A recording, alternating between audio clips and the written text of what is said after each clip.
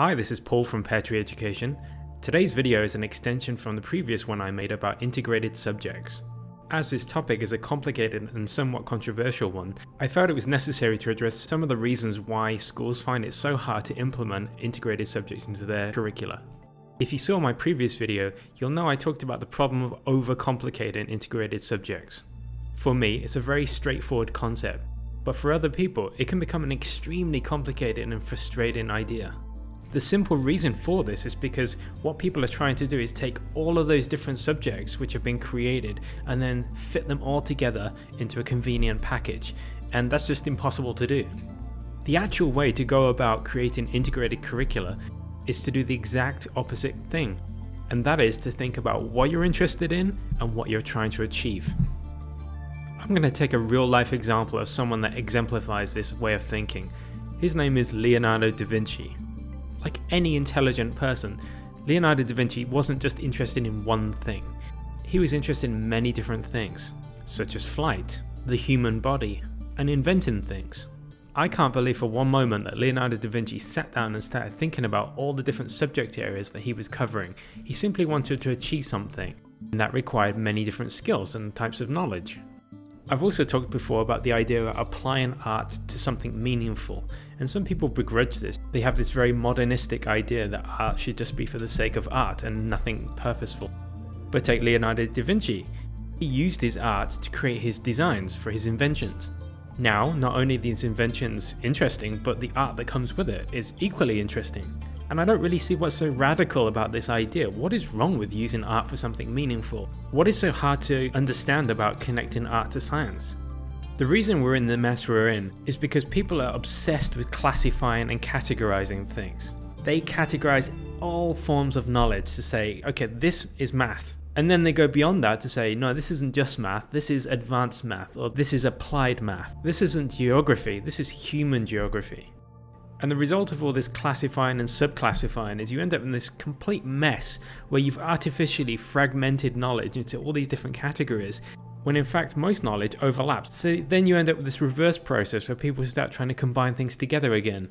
Take biochemistry, for instance. Biochemistry just exemplifies the idea that biology and chemistry should never be separate in the first place. There's a huge irony in the fact that we categorized all the different skills that Leonardo da Vinci has, that he's a botanist or he's a geologist or an inventor, and if you actually go to places like wikipedia.com, you see this huge list of different skills this man had.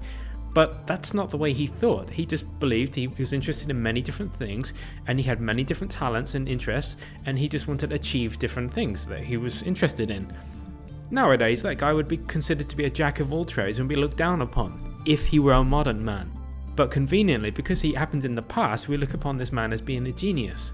I do believe that man was exceptional, but he wasn't the only person of his time that was like that, or thought like that. Again, we have another classification for the kind of man that Leonardo da Vinci was, and he's considered to be a polymath, meaning that he was good in many different fields. But when you research this topic, you see it says that many different people of his generation were polymaths as well, and scientists were polymaths, meaning they weren't just interested in science or good at science, they were good at many different things. Michelangelo, Galileo, all these different people that are famous nowadays for both art and science. And it's not like it is nowadays where you say, oh yeah, this guy or this girl is exceptional at science and not bad at art. These people of their time were exceptional in all these different areas. And I think part of the reason for this is because it was alright to do that.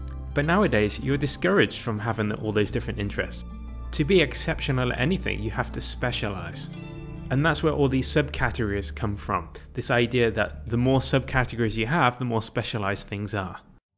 But as I mentioned before, all this leads to is this idea about trying to cluster things back together again when you realize how artificial this way of thinking is. So I guess the point of this video is to say that integrated subjects is something that's going to take a very, very long time to become a mainstream concept, because people have to radically change their way of thinking in order to stop thinking about classifying and seeing things as separate subjects and separate categories, and start thinking about singular concepts, such as the idea about, for example, creating a car involves many different skills, from the design process to the manufacturing process to the sales process. We need to start thinking about what we want people to achieve, what skills we want them to achieve, what things people need to be able to do.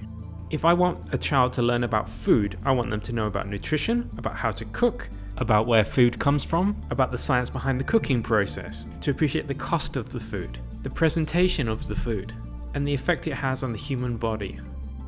Where does the inspiration for these ideas and goals come from? It comes from life, it comes from work, it comes from all the things we do around us, the problems in the world, the issues that need to be solved, the things we're trying to achieve as human beings. Those are the things they need to be studying at school because those are relevant to their life. Those things involve many different forms of knowledge and skills, with no priority given to one form of knowledge or one skill over another. However, I'm not very optimistic about this idea about people letting go of these classifications. No matter how many changes go on for the better in the world, people are still ultimately very conservative and very reluctant to let go of these things that they've come to accept as norms. Even though evidence like I've shown is staring them blankly in the face and they just refuse to admit that. I think if we want change to happen, and if you agree with the ideas I've had on this video, it takes people like us to start spreading the word and persuade as many people as possible to come round to this way of thinking.